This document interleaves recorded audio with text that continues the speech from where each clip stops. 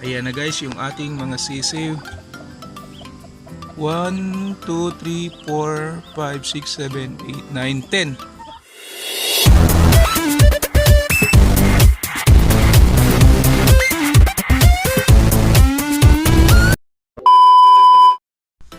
Ayan guys, at nilipat natin yung ating pabo dito sa kulungan na nakahang siya. Kasi dun sa pinagliliman niya ay kinakagat ng langgam yung mga itlog. Tapos ngayon guys is nag-hatch na siya. Ayan pakikita ko sa inyo. Ayan, unti-unti nang lumalabas ang tuka ng ating mga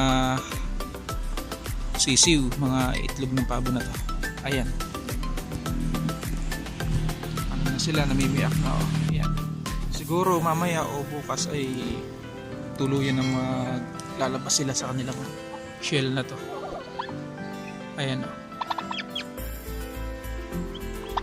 Kaya nilipat ko dito guys, gawa ng kinakagat sila ng mga langgam, yung langgam na pulang maliliit. Baka mamatay. Kaya inagapon ko na kagad na mailipat dito sa kanilang kulungan na nakahang siya guys. Tapos nilalagyan ko ng tubig doon sa may poste para hindi maakyat ng mga langgam. Ayan. I-update ko po kayo guys kung napisa na ito lahat. Siguro bukas mapipisa na lahat, ay i-update ko na lang. Ayan mga ka-farmers, at tayo ay bilad din ng damo. Kasi wala akong nakuhaan ng dayami, kaya itong damo na lang yung gagawin ko na pangsapin dun sa ating brooding cage natin. Okay din naman to, at kailangan ko lang patuyuin kasi basa siya.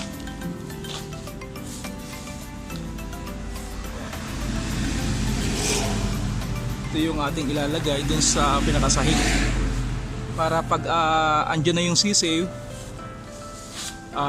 mayroon silang sapin, pinakasapin nila ito ng mga dahon ng damo na to. Ayan.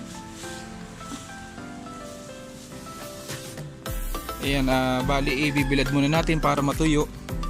Kasi kagabi umulan dito, ay yan, basa-basa yung mga damo. Ayan. 7 hours later. Ayan guys, at pupuntahan natin ngayon, bibisitahin natin yung ating nagpipisang pabo kahapon. Ngayon babalikan natin kung napisa na ba siya lahat at kung ilan yung hindi napipisa. Ayan. Ayan. Hello. Ayan guys, at makikita kaagad nyo yung mga sisiw na nabuhay. Ngayon iangat muna natin itong nanay. Titingnan natin kung ilan yung napisa lahat at kung ilan yung hindi. Ayan na guys yung ating mga sisiw.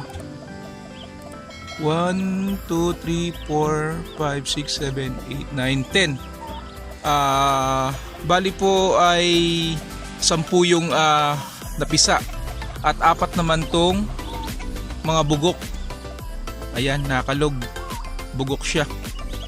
Kumakalog siya. Ayan. Bali, lahat ito ay 14 pieces po. Pero ang napisa lang ay 10. Ayan, malulusog na sila. Ayan. May mga shell pa dito. Siguro kinakain ng nanay nila itong mga kasi ito na lang yung natitira.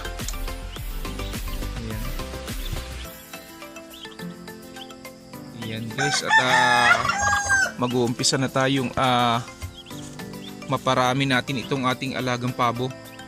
First time ko rin pong mag-alaga ng pabo at hindi ko pa alam kung paano alagaan, kung anong diskarte sa pag-aalaga ng pabo. Kaya unti-unti po tayong natututo. Ngayon ang ginawa ko po ay nilagyan ko po ito ng mga damo. Kumuha po ako dyan. Damo na lang po inilagay ko na para rin siyang kugon, na para ding dayami. Ayan. Dahil malaking bagay po sa kanila to para hindi po sila lamigin. At maganda po yung meron talaga silang sapin ng mga ganito, mga tuyong dahon. Yan. Siguro next day o sa susunod na pag medyo marunong na itong ating mga sisiw ay iwawalay ko na rin. Paiilawan ko na lang, lalagyan ko ng ilaw para yun ang nagsisilbing init sa kanila at nagsisilbing nanay nila dahil iwawalay ko na po itong ating mga sisiw. Ayun lang guys, at thank you po sa inyong panonood. Na-share ko lang po itong video at salamat po lagi sa inyong suporta sa lahat po ng ating mga viewers. Salamat po at ingat po tayong lahat kung saan man tayo naroon ngayon.